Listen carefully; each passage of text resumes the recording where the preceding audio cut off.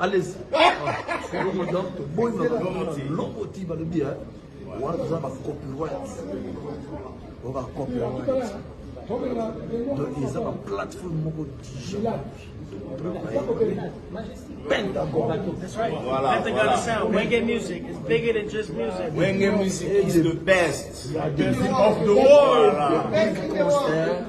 Donc, avec cet événement, le monde est redémarré. Amen. Yes. Redémarrer le monde. Le grand producteur Amadou Javi, le super boss. Moi, Nanzambi.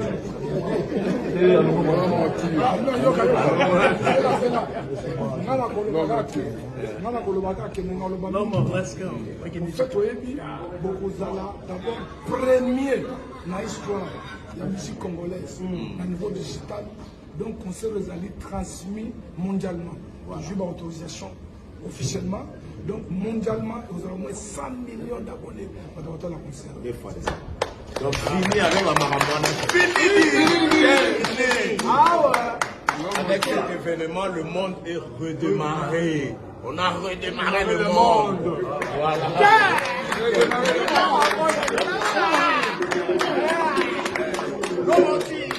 Est-ce que tu l'as vu? Non. Est-ce que tu l'as vu?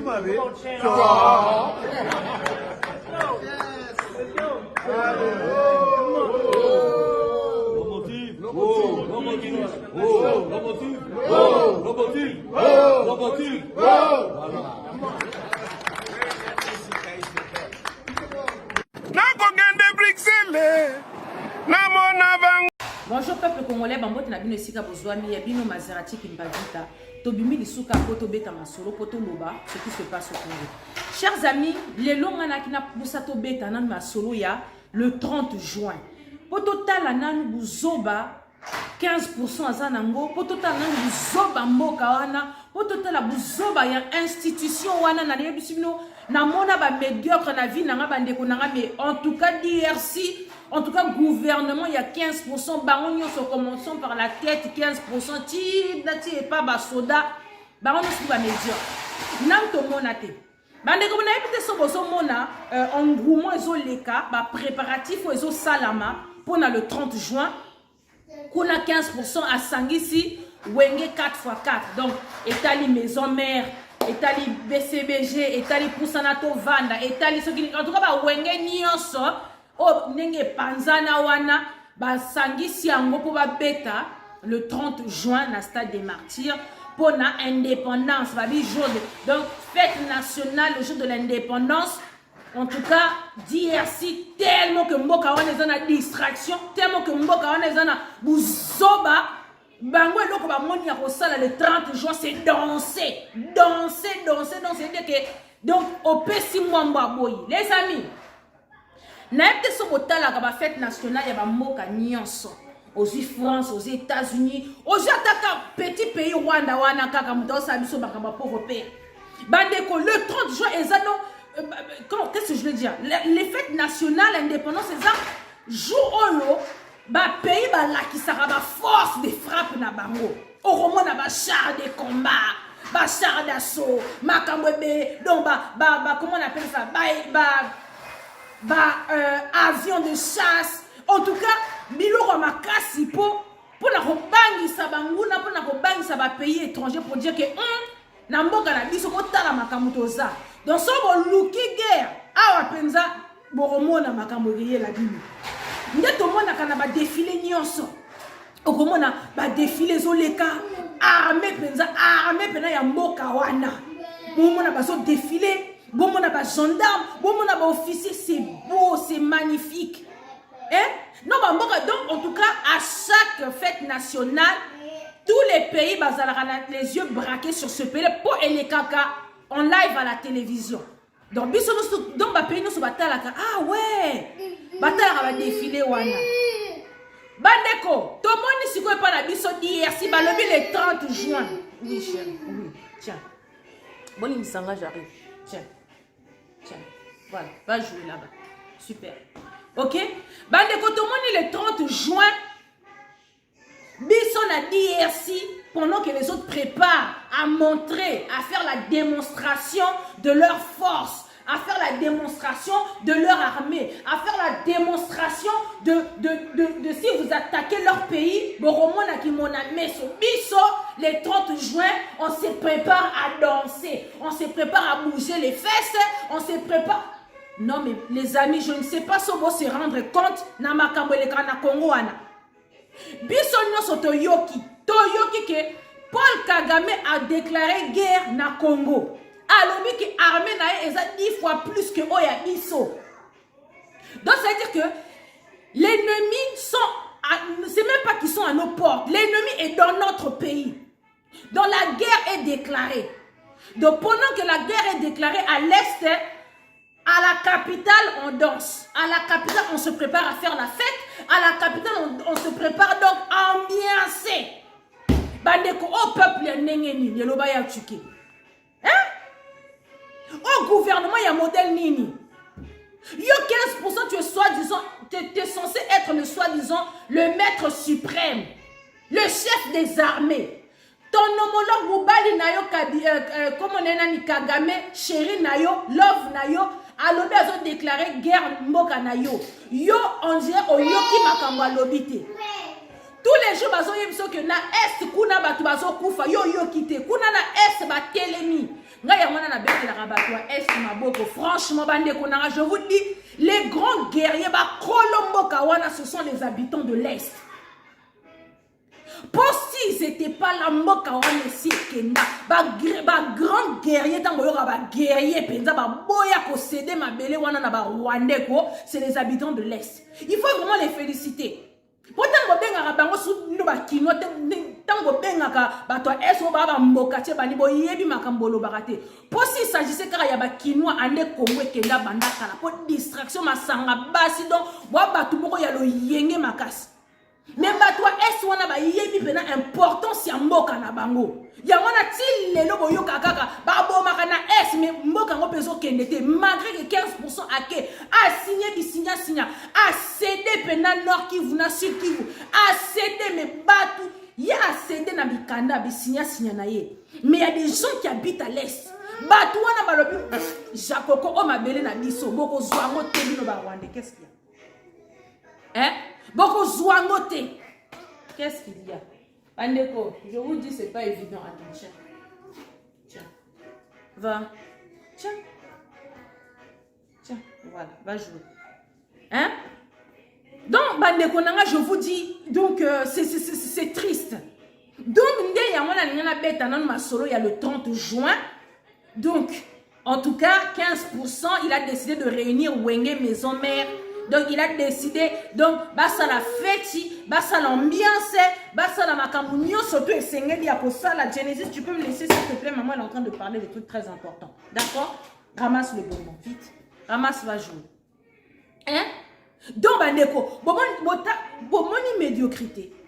Donc, elo gozo yinana ki sasa wana yango wana. Hein? Yango wana. Pendant qu'à l'Est, là-bas, nos frères de l'Est sont en train de se battre corps et âme pour ne pas que ce pays parte.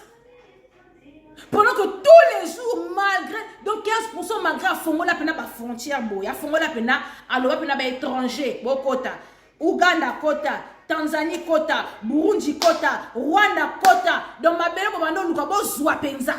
Bobo manenge bolingi. Nde bazo boma kuna na état de siège na bango wana basalela biso wana lokutana. Bandeko. Donc pendant que il y a les affrontements qui se passent à l'est, pendant qu'il y a des gens qui se battent jour et nuit pour ne pas que ce pays parte. Kuna na Kinshasa kuna, hein? 15%, mais c'est bina, mais c'est lial, mais c'est voyageur, mais c'est donc, je vous dis, le mec, je laisse tomber quoi. Il nous organise un 30 juin au Batouaro Van dans le stade des martyrs. Bazou Wenge BC 4x4. Bayo piete la biso ya bakitisela ya matamaramwa kralawana. On dirait que c'est de ça. Non mais, n'a évité, hein? Non mais, bandeko, je vous dis, Nama Congo, quand on a lobby na zongeli yango, mais je vous dis des fois, on a posé ça au loba, mais si on kanisi comme Congo, eh pardon, on a beau na mela, qui s'aspirine ou après. Bandeko makambo Congo na yebite ce qui est révolutionnaire bino ndeti ba biso. Je sais pas si ça vous énerve comme nous en fait. Biso to lobaka mais bino ndenge movana na ndako. Est-ce que pesa bino kanda? Hein? Donc esika tozo mona ke mboke zo kende. Esika to vandika na kabonto zwaka capital wana. Esika tozo yoka ke non na capital po 15% ya kanisaka Congo eza Kinshasa. Congo to normal eza munene. Ba Kasai oriental, occidental ezali. Ba nord et sud Kivu ezali. Ba Mandaka ezali. Ba Congo ezali. Le Congo c'est super grand. Il y a le nord, le sud, l'est et l'ouest du Congo. Il y a 15%, il y a kara na katikati ya mona pena Kinshasa et RDC. Bon, donc est-ce qu'on a logique il y a 15%. 15% yom to kanisa ke non Congo wana eza nango kaka Kinshasa. Mais na Kinshasa on a oloba ke mai ezate. Na Kinshasa wana baoloba biloko emati nzala se nzala. Na Kinshasa wana courant ezate. Na Kinshasa wana ba hôpitaux ezate. Na Kinshasa wana ba chege se ba chege. Na Kinshasa wana ba orphelin se ba orphelin. Na Kinshasa wana tout y a pas de soins. Donc social ezate na Kinshasa wana yo kanisa Kinshasa wana nde Congo. Oyo kate que les gens crient. Na Kinshasa wana batu balelaka tongo midi pourquoi? Batu bazo réclamer Kabibi. Qui sala qui ndeki ya Kabibi wana bato azo réclamer Kabibi zonga Kabibi pardon Kabibi limisa biso Kabibi bakosela ki makambo Kabibi olukela ki nde bolamu ya mboka wana me ba tromper yo Kabibi ba trahir yo Kabibi limisa. C'est ce qu'on entend tous les jours des Kinois. Donc quand tu combattants Kabila dégage, Kabila Mwanandeke, Kabila Rwandais, Kabila Boye, pendant 20 ans, ceux qui 17 ans, tu combattants Kabila, les mêmes qui n'ont pas combattu Kabila, c'est les mêmes comme on la Kabila Azonga, Kabila Astosenga, Kabila ba pardon. Oh kolokate. Mais 15% malgré ça, malgré que lela ya peuple na yo, kuna na Kasai, kuna dans ta province natale yo 15%. Dans ta province natale, na Kasai, Kasai s'est vidé de sa population pour nous aléleki. Fallait aider à ta bandeko na yo ba Kasai, ba luba o ba soutenir qui yo 15%. O bosani na ba luba bandeko na o propre bosani. Yo bosani mutu nyonso. Le Kasai s'est vidé de sa population pour nous aléleki. Ba to comme lia ba mpuku. Ba lia ba mboa ba nya nyonso to wana et si ba mi selekete ba luki ba à la fin, babandi luka bampuku, ba liele bampuku, ba silisi bampuku nyonso na Kasai kuna. Biloko woni ezate. Ok na ba wenze vide, si depuis que mona wenze za la vide. Wenze normalement il y a toujours des gens qui viennent vendre. Wenze na Kasai vide, il y a personne pour vendre. Nous allons leki population comme Okima. Ba kena katanga mabe. Ba comme na surtout na Kisasa ku tu laisse tomber niveau ba tondeli biso na Kisasa kuna. Kisasa c'est pour les Bakongo, c'est pas pour vous les Kasaïens. Repartez au Kasaï là-bas. Hein? 15% ata mboka batu na yo ya mboka na yo okokyo aider bangote. La population pleure tous les jours, tu ne veux même pas écouter ta population. Sali sata Kinshasa yo kanisa Kinshasa de RDC Mubimba. Sali sata ki au salicité. Mais tous on a le 30 juin, bozo s'est préparé pour boya obini sabatu na stade des martyrs avec Wenge 4x4. Boto yo bina donc pendant que on vous déclare la guerre, pendant que le 30 juin c'est fait que chaque pays présente penabilo en makasi na ye. On message ni nyango otinda et pas batu na monde. Okane ba lobaka ba congolais ba sa batu ya ambiance, ne ba benga biso ba BMW. Bière nini, musique et femmes. Bah, c'est toujours le même message que tu es en train de véhiculer. Hein? Masanga, Bassi, na musique. DRC, donc c'est ça le message que tu vas faire passer. En tout cas, Congo, Vanana, yo, Basana armée, Basana de l'autre côté. Parce qu'un président qui est censé être le maître des armées de ce pays-là, à Kenamboka Moussous, na Côte d'Ivoire, à Abidjan, de toutes les façons, non mais sérieux, on peut être médiocre à ce point, 15%. Tama minene, tu m'énerves. Hein? Tama bundi. Ah! Ok, pendant mboka mupaya, chez les donc chez tes homologues. Donc c'est-à-dire que, au cas où pas Alassane Ouattara. Oh, c'est là Ouattara, peut-être que non. Armée nanga, l'armée dans les femmes, c'est dans ton armée qui est censée ton pays pour banguna ba yokota te ozolo bangona mboka mupaya yangona na yebisa bino 15% soka bimika RDC ba gafe bimaka libanda alo baka ba beti soka ke libanda koyokisa biso soni tongo midi pourquoi okolo bango pena et pas président mususu que non armée na yo l'armée qui est censée défendre ton pays et tondi na ba infiltré et tondi na ba infiltré on le met dans un peu normal. Tu dis donc au bangito yo qui peut soniter donc aux alabi lobela mwanza soko bimi Congo gaffe sur gaffe sur autant on loba qui en a Côte d'Ivoire qu'on a que moi mon armée et tout ça là j'ai pas confiance en mon armée donc il y a trop d'infiltrés tant on loba qui en a dit bana mboka wana et pas homologue na yo mutom président mususu tant on loba qui en balo kanisani na mutu na yo en fait que ça faisait crier à l'obima genre n'habité on met là qui n'y a pas 15%. Toi tu avais fumé quoi ni n'amo on le voit on met là ni hein c'est comme moi Dieu mon boye ok pas master na yo et puis quoi ça master non ah obi momi na ngapenda j'ai pas confiance en elle hein, pour mi bali nyoso baleka pena en tout cas bimana bango oko fongola masano misuti pour le bilo yo rappelle que masano banjo la moi sina haute et à 15% ba ba comprendre ate yango na okota ngo na ba langage mo mutu nyoso a comprendre zoba au 15% que na obimisa ni bana mboka hein tant que fongola masano ya momi na ngapela na confiance na été un peu là on a que des fois il y a plein de mecs qui tournent à ça peine faible moi sinanga. Si quand on m'a mis dans le temps où on m'a dit que on peut vraiment zéler, na momi na kacha ba momi. A osani, y a pas que mekat. Pourquoi que momi na passoir? Pourquoi que momi na pena n'importe qui passe. Non, y a pas OK, ne peut en mécapé, y a pas pour aller momi wana. Hein? Donc quand tu partais dire à Ouattara là-bas que non, ton armée, tu n'as pas confiance en ton armée, que ton armée est remplie d'infiltrés, ton armée est remplie de collaborateurs. Tant que non, Bimsama Solowan, et là pour Ouattara Lobanini, on va aller envahir le Congo pour battre au bazar censé protéger Mbokawana, donc infiltré. Donc on va Bimsara Bamboka et tout, Bambonga, venons, on va attaquer le Congo. T'as mis au livrer Mboka, Kakabo, Biloba Loba. Nana mona président bo été banam qui les banda.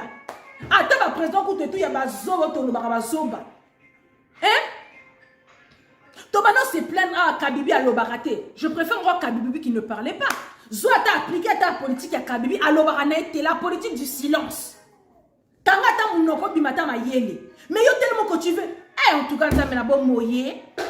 Bandeko donc vraiment juste pour dire que le 30 juin pendant que Kagame nous a déclaré la guerre, pendant qu'à l'Est on pleure, donc pour te dire vraiment que 15%, ils s'en foutent des morts au Congo. Ils s'en foutent. Ah, on a pas mis les babimisi là qui va M23 bazala ba Rwanda. Toi, vous savez nous tombe midi pour que ba M23 bazala ba Rwanda. On l'a que non, c'est faux. M23, c'est pas des Rwandais. Ce sont les Congolais, Bomana Bango, Nabango, et tout boy. Ah, on se va sopir, M23, bazala Congolais. Télémat. Hein? Télémat pour les sources à Makambu. Mais non! Yo Magako, yo qui sont donc pour vous dire vraiment que le mec, il est venu pour nous distraire. Il est venu maintenant pour favoriser, pour blanchir les Rwandais, quoi. Donc on a tellement comme un papa pendant papa nda kwa yoki que non e ba voisin ba yo bundisa biso on a tellement penza alors bon OK bon zo mendoki ça n'attend tu dois nous êtes fais comme vous êtes Congolais prenez-vous en charge moi na bimisa ba machette et tout on va en découdre yo non yo ki bongo te yo lo makambo monia rosala c'est la fête ko bengisa wenge 4x4 donc awa maison mère ayi initié na baki pisa pimpa na ye kuna jibem piana bila damana bwenge BCBG na ye aye kuna pe ba Emelia Poussana to vanda ba ye kuna pe ba Blaise Boula ba ye kuna non mais sérieux quoi makam tozo pekisa ba musique na poto a pona ba bêtise a boy bo suka kana ba Congo kuna na ba musique na bino na ba concert na bino zanga mutu na makolo pas ici. Et si vous vous la concentrer, vous avez besoin de mettre sur la musique. Les Camerounais, ils amènent là-bas, moi. Tiens mon cœur. D'accord, vas-y. Hein? Bandeko taper, mais c'est pas facile. Attendez, je vais aider, je vais donner ça à mon bébé. Sinon, il va pas me laisser faire mon émission. Hein, Bandeko? Sérieusement? Il y a une musique, une distraction à boyer. Bah oui, ça nous convoque ok. Bah oui, ça nous que l'heure est grave. Votez les mains. Rwanda nous a déclaré officiellement la guerre. Bah M23 on a à côté du bisso. Non, binoté. Bino bozo préparer le 30 juin pour boyo ningi saluketu. Bande de médiocres que vous êtes. Allez, tozo mon akuna ramasse la tétine. Tozo mon akuna 15%, il est parti voir ses parents rwandais. Si on va ça de la bise au moins, vous aimez manipuler le peuple. 15%, je t'avais dit, tu ne vas pas nous manipuler. Nous, notre génération, pour manipuler Bissoté, Misuga.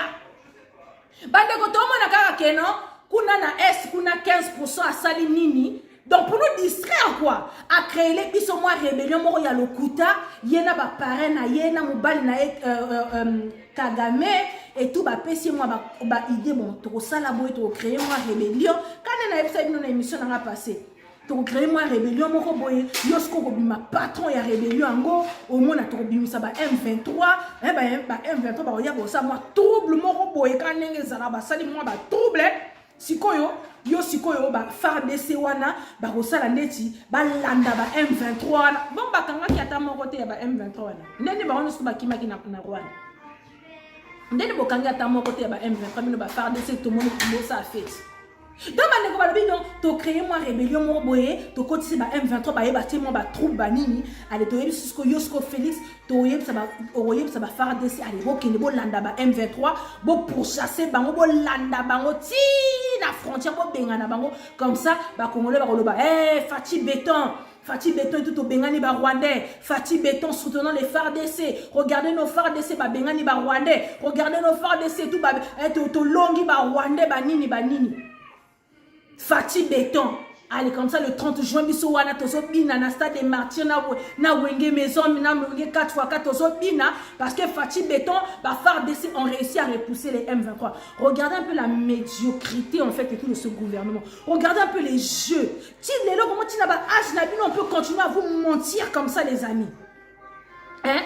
Quand on a expliqué à Kibino, soit disons M23 wana, soit disons FARDC, bon, vous avez suivi les M23. Fallait vous landa bango tina Rwanda, so ki bakena bomba na Kigali, bo koti na Kigali, bo baje ko abattre bango moko na moko, ramener la guerre au Rwanda. Pour ba Rwanda ba mema guerre na Congo, bazo pena est-ce que boyoka na Congo na Kigali kuna na Rwanda kuna Congolais mo baza kuna auto ça la guerre na Rwanda. Non, Kagame azo pena batuna ye akoti bango na Congo, skoto bundaka na Congo, batu bakufaka na Congo. Guerre nyoso tout kaka na Congo c'est ka ba Congolais muto subisaka ba perte. Jamais au Rwanda a protéger pena que Rwanda na ye a mema pena guerre na Congo. Binosko ba soit disons M23, oh vous avez attrapé les M23 wana ba FARDC plutôt. Bino ba FARDC d'après vous, vous avez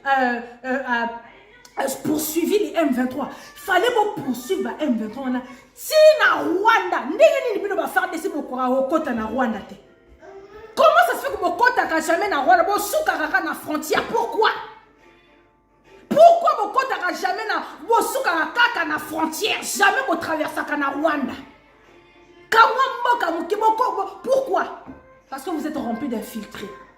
Pour ceux qui vraiment, vous avez sa frontière wana, vous avez M23, Tina Rwanda, et ceux qui vous les sortez des trous là, vous allez rentrer jusqu'à Kigali et puis vous tirez ma base na Rwanda wana. La guerre va se passer au Rwanda. Plus au Congo, vous protégez les Congolais. Mais bino siko bo landi ba M23 ti na frontière bo suki na frontière wana bo zongi bo banjo bo banjo ça fait li bombaté hein siko moi mascarade oyo siko yo bato Fati Béton les M23 soutenaient les phares de Saint-Anne mais na bombe le kobota pema. Qu'est-ce qu'il y a chérie? Maman elle parle mon cœur. D'accord, tiens regarde. Waouh. Tiens. Mandeko, je serai obligée de couper la vidéo pour votre dérangement. Hein? Tout le monde a ça la fête, pourquoi? Bon, donc, bah, mascarade, nous refait Félix à saler biso comme ça. Allez, bon, t'as la distraction, nous sommes la biso, le roi belge à Kitina Congo. Et ça, non-événement. Un roi, imaginez un roi qui n'est même pas respecté dans son propre pays. Il y a roi Philippe Wana. Dans son propre pays, roi Philippe, il n'est même pas respecté. Bon, vous appelez la population, roi Philippe na aéroport. Le même qui vous a rendu esclave, la même Belgique qui vous a colonisé, la même Belgique qui a coupé les mains à vos parents, la même Belgique qui a tué des Simon Kimbangu, la même Belgique qui a tué des Kimpavita, la même Belgique qui va contentieux Nabiso. Les Belges ils doivent payer. Belgique on a besoin d'un contentieux Nabiso d'IRC. Le pardon c'est pas assez. Excuse, désolé, c'est pas assez. Il faut pas foutre parce que la Belgique, on va ça dans Congo, c'est un crime contre l'humanité. Maintenant, vous appelez les gens, voyez si vous avez batou, bakanga université, bakanga école, on peut être maudit. Seigneur, depuis ça va faire 2 jours, affaire il y a roi Philippe Wana, nazota na muna musika netinda ko zika. Mutemezo duduka ao. Mais c'est pas possible, peuple. La Belgique, ba contentieux nabiso, ba congolais. Ba sanabiso ma Congo, c'est un crime contre l'humanité. Mais qui zègue président Oyo, non. Voyez si vous avez immobilisé tout le monde. Pour qu'il y ait école. Pour qu'il y ait Yamba, celui qui nous a rendu, qui nous a. Eh Seigneur. C'est un truc de dette. Toi, on a un peuple congolais. Bandeko, arrivé à voir Philippe, et ça non-événement. Le mec, il n'est pas respecté dans son propre pays. Il va respecter ta caillette. Il y a un bête à ma solo, il y a un président, il y a un Europe. Et si vous avez un Philippe Bachara comme on est. Il y a un mois si même. Et si vous avez un bête à comme on est pas. Mais parce qu'il ne pèse pas. La reine d'Angleterre va tuer roi Philippe. Il y a des marionnettes et c'est le premier ministre qui gère. Mais non. Et puis tout le monde qui zengi a chanté ngobila na wana mais anza médiocre jusqu'à quand Seigneur le baya tué jusqu'à quand? Tout le monde a chanté ngobila papa mubimba devant roi Philippe na mwasi na ye na fatiba beton le ko ba ngulu ba meme ba taba moko boy ba nyama fati beton allez fati ba télé wana zo seka roi Philippe ye wana zo seka mwasi dans mutu na roi Philippe on a mwasi ba mais c'est quoi, qu'est-ce qui se passe, c'est quoi ces sauvages là donc fati beton yepe kuna atema tama minene lokola so pe nini ngonje ba tie soki ba nini na kacha matama kovimba se kovimba yebetele azo seka oku donc amona ke no asali makamba minene nenga kitisi roi Philippe yo kanise roi Philippe ayo sali na Kongwana kasa yo zo biloko na ya yo zo ba uranium na ya yo zo ba cuivre na ya lui il est venu pour ses intérêts hein il est venu pour ses intérêts roi Philippe wana aye ba intérêt na ye hein. Ça y est, Nini. Bon, nous, carabin investissons dans ma carte. Bon, qui c'est la biso Jean-Claude Van Damme, awa. Oh, Jean-Claude. Moutuneti Jean. Beaucoup de personnes ont passeport diplomatique. En tout cas, ça, il y a 15%. En tout cas, c'est important, c'est très important, quoi. Attends-moi, mon qui est classe. Attends, mon qui est Vanda sur les bancs de l'école. Yo Kanan. Et ça, là, bien. Poto bima baba ridicule, boété. Bon, mais là, Jean-Claude Van Damme, Jean-Claude Van Damme, on a la TV, na ba grand écart, na eba écartement, na ya sala kawana, donc à Kitina. Tout le monde appelle Jean-Claude. Tant mande qu'on a biso babano seka ya Cameroun, ba Cameroun ba seka ki biso. Bo pesi Jean-Claude Van Damme, passeport diplomatique, à l'occasion de quoi? Parce qu'il est qui? Quand il pesa. Donc Félix, il vit son rêve. Au moins, il va rêver au Félix, c'est ce qu'il est en train de vivre. Star arriva comme on a dans Yamana Osala Kobeng Sarabangona ba Congo tout ça là, ce que va congolais donc esprit primitif dans ba mon ango ba wow ba mon ango ba danger. Il y en a marre de ce président. Les amis, il y en a marre de ce président. Ah, peu au si Philippe, bon quand ça que nous a événement Philippe, il est rien dans son pays, la Belgique, Bandeko, peuple congolais. Bino boyo kana ki sasa. Bandeko, Aza, il n'est pas considéré en Europe ici, roi Philippe. Il n'est pas respecté, il n'est pas considéré. Ayo bima gangi na Congo, monika ninga ba titre tika la kaka roi tout ça. Batanga bani ba presse de Monaco, batanga kuna la reine d'Angleterre, batanga pe Philippe. Philippe Aza est l'autre côté Bandeko. Donc, il y a un événement, et ça n'est pas si de voir que Belgique, ça n'a pas compte. Au moment de la Belgique, ils doivent nous demander pardon. Ils doivent payer les dommages et intérêts de ce qu'ils ont fait au Congo. Pour ma cambassala Congo, ils ont crime contre l'humanité. Mais si les loups reconnaissent un crime contre l'humanité, ils fassent les tableaux bourrés.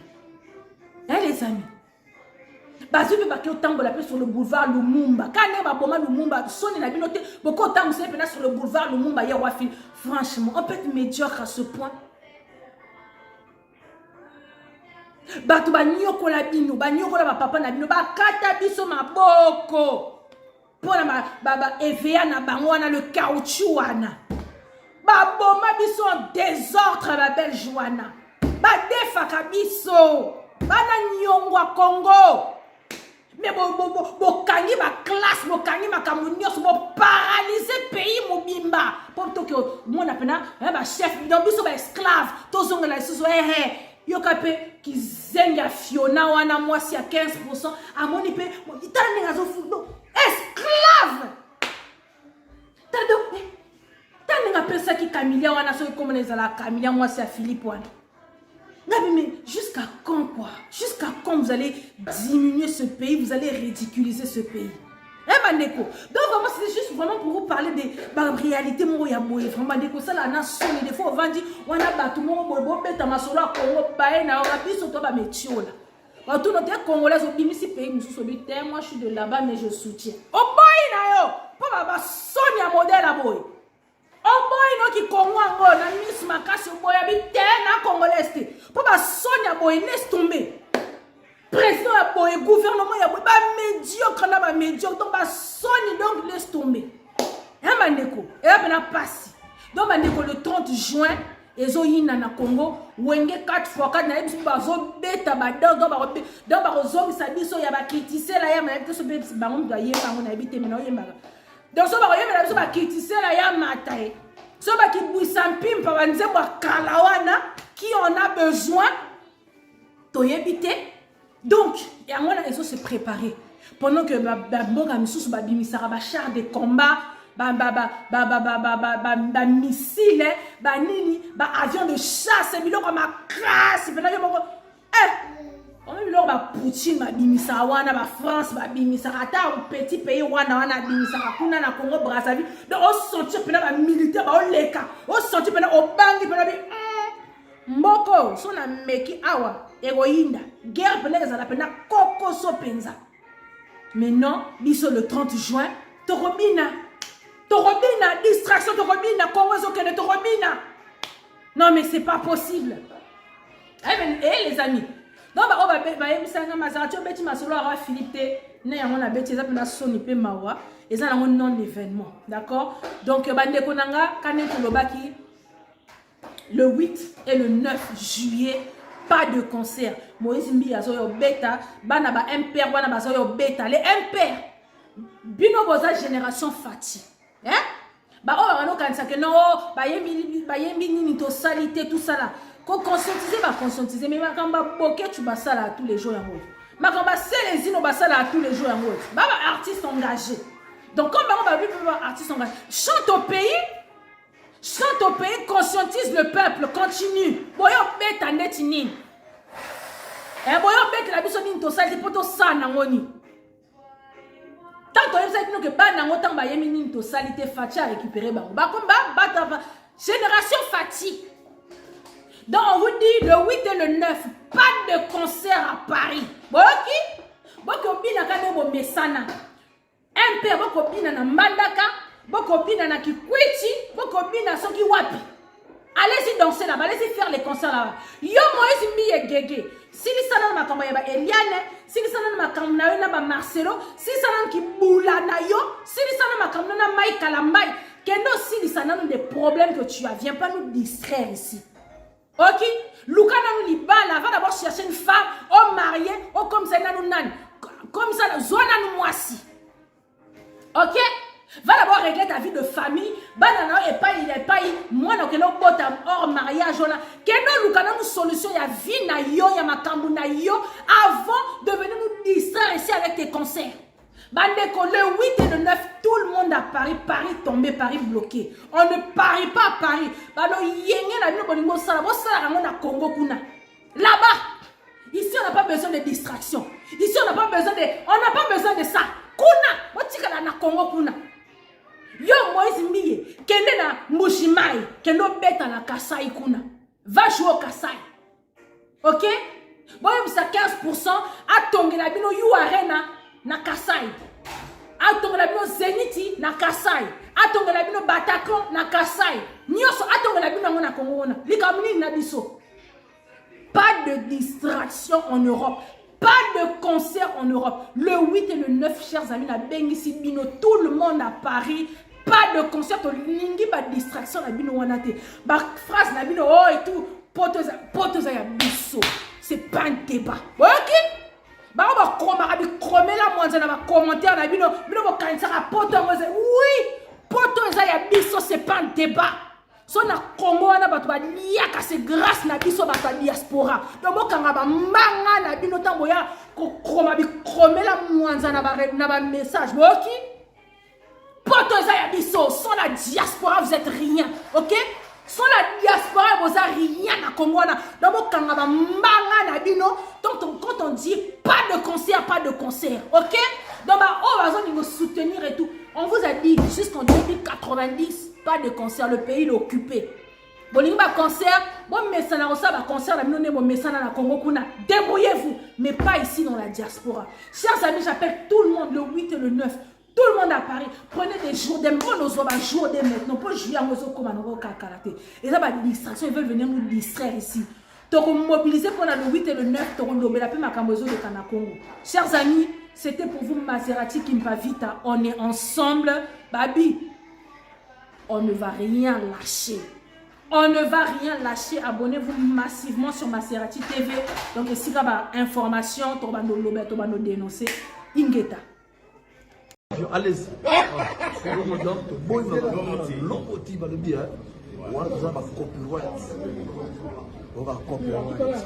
Donc, ils ont une plateforme Voilà. Wenge music is bigger than just music. Wenge music is the best of the world. Donc, avec cet événement, le monde est redémarré. Amen. Yes. Redémarrer le monde. Le grand producteur Amadou Jabi, le super boss.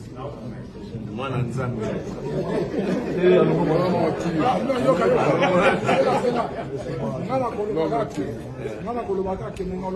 Let's go. D'abord, premier dans l'histoire de la musique congolaise, au niveau digital. Donc, concert les transmis mondialement. J'ai eu l'autorisation officiellement. Donc, mondialement, nous avons au moins 100 millions d'abonnés dans le concert. Des fois, donc, fini avec la maramana. Fini. Ah ouais. Avec cet événement, le monde est redémarré. On a redémarré le monde. Voilà.